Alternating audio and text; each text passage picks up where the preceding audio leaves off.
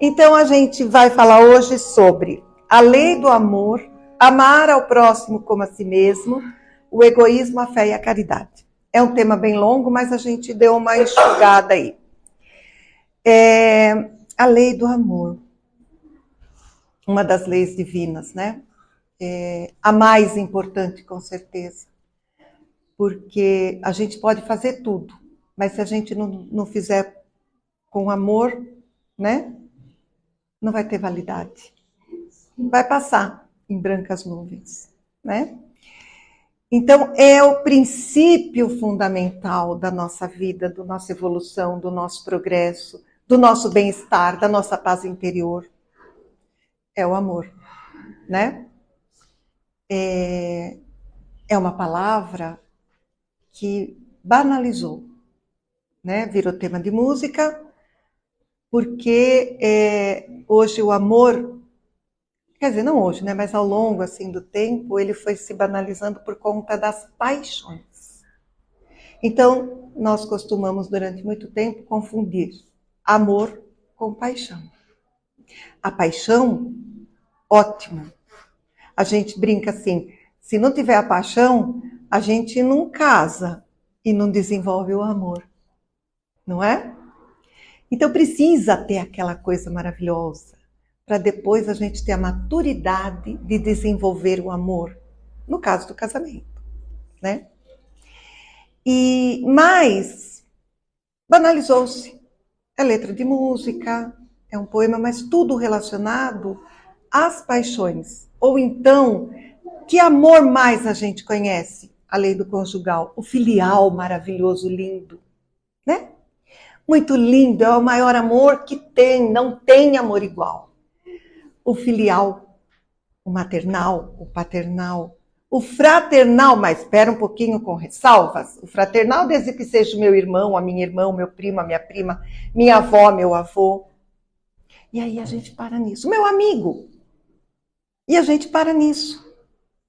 Então nós já estamos num processo, numa fase da nossa vida, que a gente já sabe sim, a gente já pode dar o próximo passo. E qual é o próximo passo?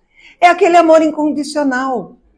É a gente deixar a paixãozinha de lado e começar a trabalhar o nosso coração, trabalhar esse sentimento dentro do nosso coração.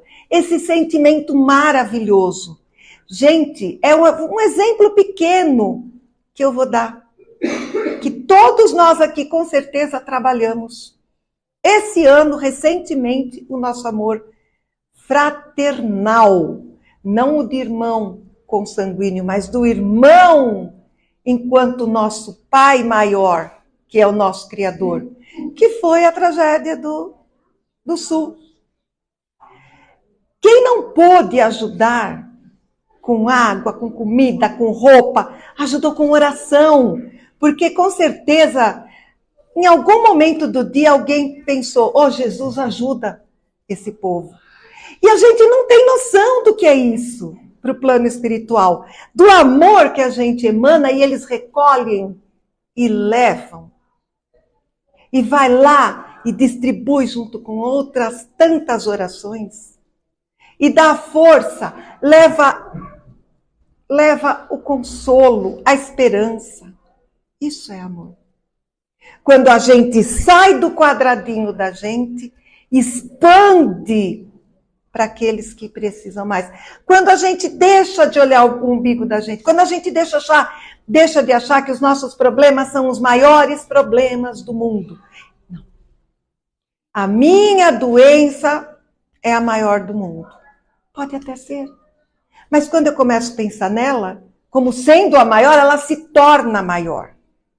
Quando o meu problema, quando ele passa a ser maior do que aquilo que realmente ele é, eu estou dando peso. Então eu estou me colocando em grau de importância acima de qualquer outro. Quando na realidade não é bem assim. Então a gente precisa começar a desenvolver o amor universal. Jesus tentou ensinar isso pra gente. Mas Jesus era Jesus, né, Mirna? Dá licença, né? Tá, Jesus era Jesus, é Jesus. Mas ele é o nosso modelo. Se a gente não der o primeiro passo, a gente não chega onde ele está. Então, quando, eu não tenho como, eu não... Gente, oração, vibração. Isso é a gente sair do nosso quadradinho e tentar ajudar o próximo, que a gente nem conhece. Alguém aqui conhecia o povo do Sul? Sinceramente, a única pessoa que eu conheço lá é uma amiga e que estava muito longe de lá quando aconteceu. E mora num lugar que se a água chegar lá, adeus, já era. Então eu não conhecia ninguém. Mas a gente fazia as vibrações. Quando a gente fazia a vibração aqui, nos trabalhos nossos aqui, tinha gente que chorava. Chorava por quê? Porque chegava num grau de doação tão grande que se emocionava. Isso a gente, não vou dizer assim que tem que chorar, não é nada disso, mas aquilo sai do coração da gente com a maior sinceridade. E fora isso, outros tantos, quando estourou a guerra lá em Israel, foi uma tristeza tão grande, todo mundo sentiu. Tudo bem, agora já virou uma coisa tão comum que ninguém mais se envolve. Mas lá atrás, quando aconteceu, quando estourou a guerra na Ucrânia, alguém aqui conhecia o ucraniano, Jesus amado? Judeu, tudo bem. Tem uma comunidade judaica aqui. Mas, gente, ucraniano, né? E, no entanto, todo mundo se uniu em prece. Então, a gente já está nesse patamar de sair de nós, de sair do eu e transformar em nós. E isso, o que ajuda? O que nos leva? Nos leva a pensar numa outra coisa, que é a forma de amar ao próximo como a nós mesmos. Eu só vou saber o que o seu sofrimento quando eu me colocar no seu lugar. Não adianta eu falar, eu sei o que você está passando. Não sabe. Não sabe. Eu aprendi isso aqui nos trabalhos do Dr. Fritz, nos domingos. Quando a gente empresta o ombro para as pessoas chorarem e se abrirem. E aí eu penso, eu tenho vergonha de falar, eu imagino o que você está passando. Não imagina. Não, a gente não imagina. A gente só sabe quando a gente passa. Então, o que a gente tem que desenvolver é a empatia. É a gente se colocar no lugar do outro. Como é que fala? Não, a gente não pode concorrer, mas a gente mas a gente tem que pensar assim, eu estou aqui por algum motivo. E o motivo que me trouxe aqui é acolher, é amparar, é estar junto, é falar, olha, eu posso não saber o que você está passando, mas meu ombro está aqui para você chorar. Os meus ouvidos estão aqui para te ouvir. E não fica, eu sei se, porque tem um familiar, porque isso, porque aquilo. Não. As pessoas querem ser acolhidas. E nós estamos em condições de acolher. Porque nós estamos aqui hoje ouvindo sobre a lei do amor. Nós estamos aqui ouvindo hoje sobre amar o próximo como a gente mesmo. A gente só vai entender o que é amor quando a gente amar todos de forma igual. Quando a gente olhar e falar assim, tá bom, eu amo meu filho, mas eu posso amar o meu vizinho, eu posso amar... São amores diferentes, mas é amor. É passar e olhar, e assim, eu gostava quando a minha mãe estava entre nós, e eu ligava para ela todos os dias, quando eu não ligava, ela ligava. Quando eu falava, oi mãe, tudo bem? Ela falava, o que você tem? Eu estou bem, mãe. Não está. O que você tem? Para mim, aquilo ali já tirava toda a minha angústia, porque ela sabia chegar em mim. Então, nós temos que fazer isso com as pessoas. É ter a sensibilidade de entender que aquela pessoa não... Nossa, toda segunda-feira ela vem de um jeito. Por que hoje ela está diferente? E chegar e falar, a senhora está bem, dona Anitta? A senhora está bem? Hoje eu não estou legal. A senhora quer conversar? Estamos aqui. Um amigo do trabalho que a gente vê todo dia. Não tá bem? Fulano, o que é? Tá acontecendo alguma coisa? Tamo aí. Ó, tô por aqui, hein? Mesmo familiar. Quantos amigos, né? A gente perdeu ao longo da nossa vida. E quando a gente foi lá, naquele momento crucial, a gente pensou assim, puxa vida, eu podia ter ligado e não liguei, caramba. Por que eu não liguei? Recentemente teve uma barraco aqui em São Caetano, né? No enterro do artista lá, porque o irmão, porque não sei o quê, porque não sei o que lá, não se viam. E deu uma barraco aí no velório, né? Por quê? Sem querer entrar nas, né? TV fofoca aqui não. Mas o que estava todo mundo comentando na televisão? Porque eles se separaram, porque agora ele está arrependido. Gente, amar também não é não criticar. Principalmente. Por quê? Porque não sabemos o que se passa entre quatro paredes de uma casa. Só quem sabe é a família. Né? E tinha uma amiga da minha avó que falava assim, olha, só tem duas pessoas que sabem o que acontece nas quatro paredes de um quarto. É o marido e a mulher. Não tente adivinhar o que se passa ali. Lá se briga, lá se faz as pazes, lá existe amor, lá existe raiva, lá existe tudo. E ela dizia assim para mim, quando você casar, quando você sair daquela porta, esqueça o que se passou lá dentro. Se teve briga, se não teve, não comente. Diga assim, é uma nova fase, é um novo amanhã, e estamos todos juntos, estamos todos bem, porque existe amor. Simples assim. Não é tão simples, mas a gente dá uma forçadinha demais, vai ser, né? E daí, quando a gente desenvolve o amor, quando a gente desenvolve a empatia, a gente passa a combater o egoísmo. Porque o que é o egoísmo mesmo? É quando a gente só pensa na gente. É quando estamos em primeiro lugar, em segundo, em terceiro, em quarto, em quinto, talvez em sexto. Não sei se eu vou abrir uma brechinha no sétimo lugar. Então a gente se coloca no lugar do outro, a empatia. E isso nos faz abafar o egoísmo. O De Luca fala assim, eu não posso falar, eu vou combater o egoísmo dentro de mim. Não, eu tenho que fazer com que o amor se sobreponha ao egoísmo. E naturalmente ele morre dentro de mim. Eu não preciso brigar com ele. Eu tenho que desenvolver outros sentimentos. E aí ele fica lá esquecidinho. E é isso. E é bem isso mesmo. E aí a gente tem também a fé e a caridade, né? O que é a fé? Se não aquela confiança. Eu acho que a fé talvez hoje seja aquilo que a gente mais tem que trabalhar dentro de nós. Porque o mundo está tão absurdo que chega uma hora que a gente fala, caramba! E aí, Deus? Até quando?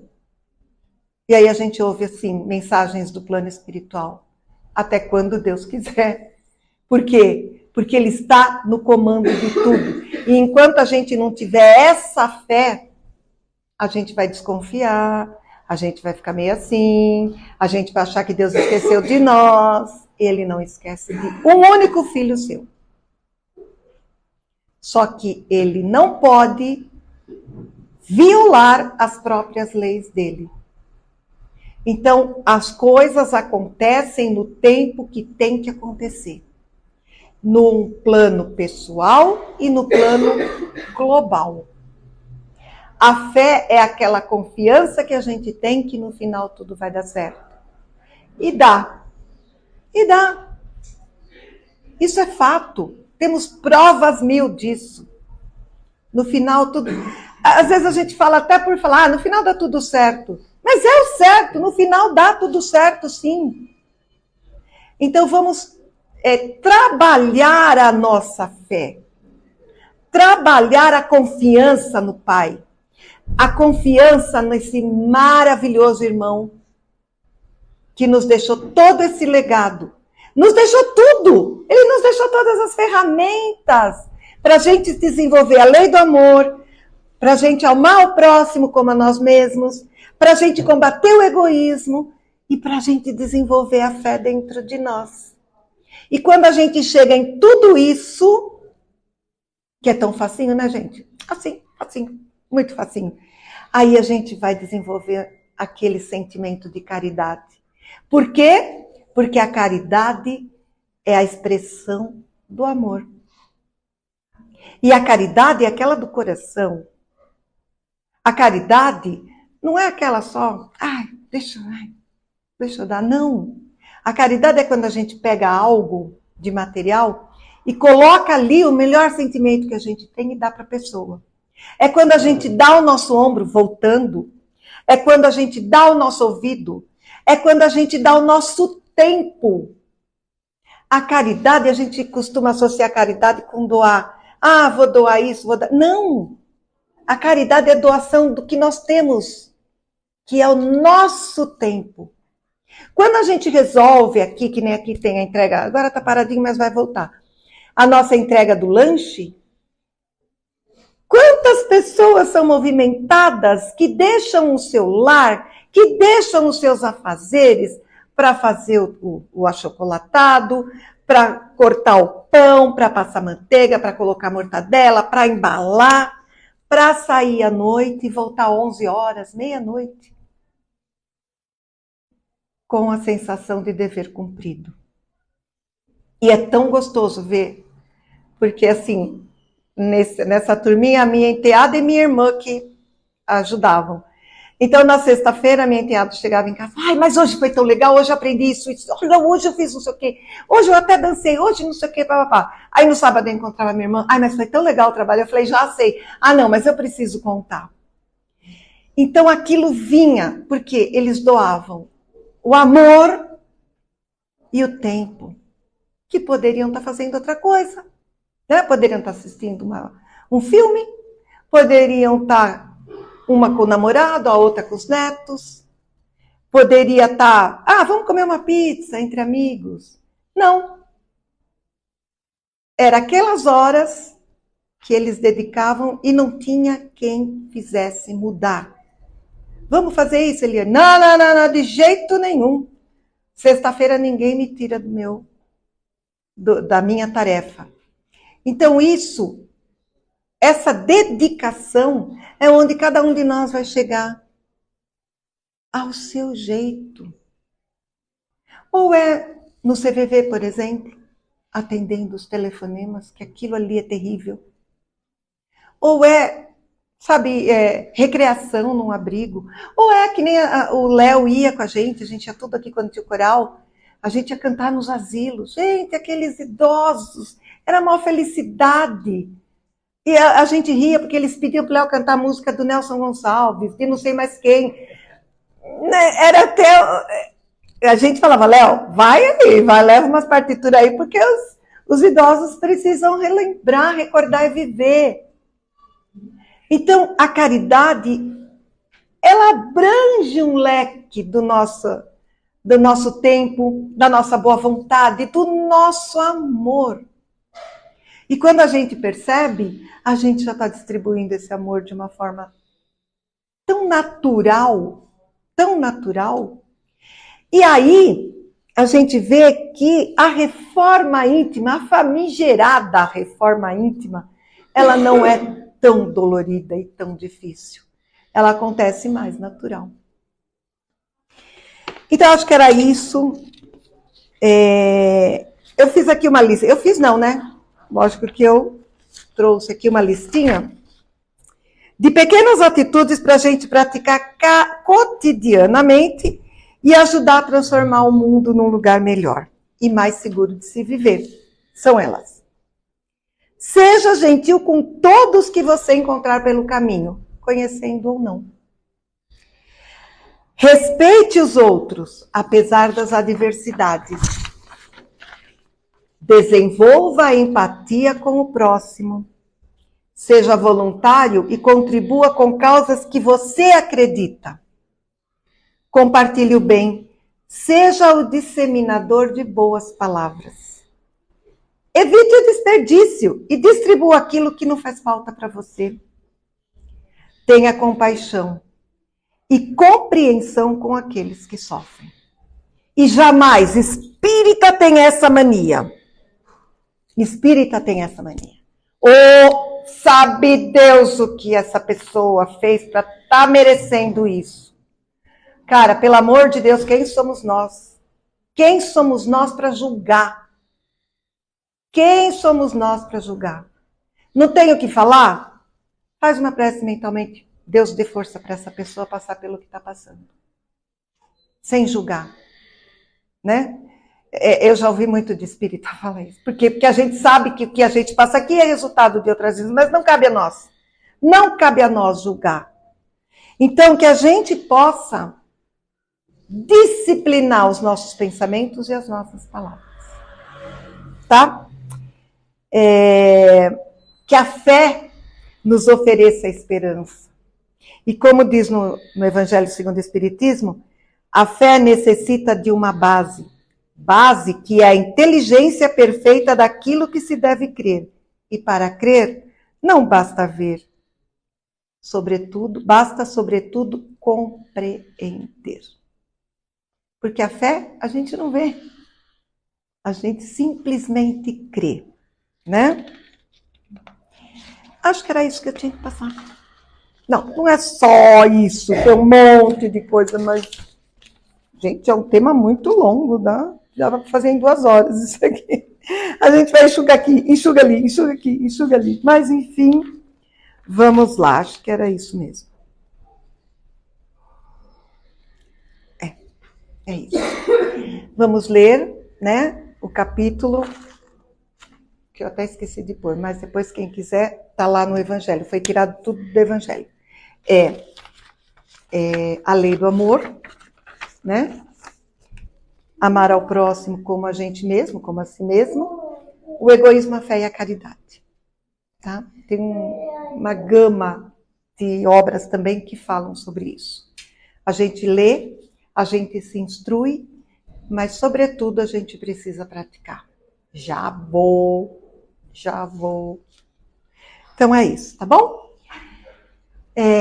Eu agradeço vocês a paciência, agradeço vocês de estarem assim, quando a gente sente com as cabecinhas assim, né? A gente sente que vocês estão emanando coisa boa para quem está aqui. É difícil estar aqui, gente, porque a gente fala aqui, não o que a gente pratica, é o que a gente precisa praticar. Então é difícil falar. Então, quando a gente fala e vê vocês assim, isso dá um estímulo muito grande para a gente não desistir. Jamais. Desistir não é opção.